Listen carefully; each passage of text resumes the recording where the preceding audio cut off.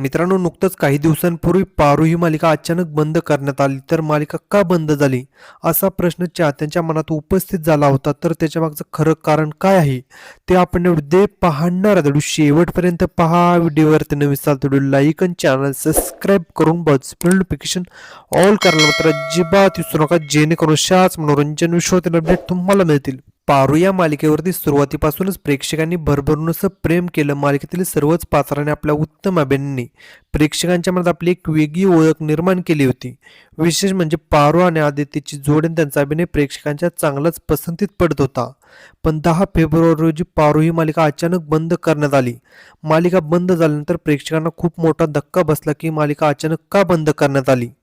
आणि हे जाणून घेण्यासाठी प्रेक्षक नेहमीच उत्सुक होते. तर मालिकेमध्ये पारूची भूमिका साकारणारी प्रसिद्ध अभिनेत्री शरोई सोनवणे नुकतंच सोशल मीडियावरती पोस्ट शेअर करत याबद्दल आपल्या चाहत्यांना माहिती दिली आहे.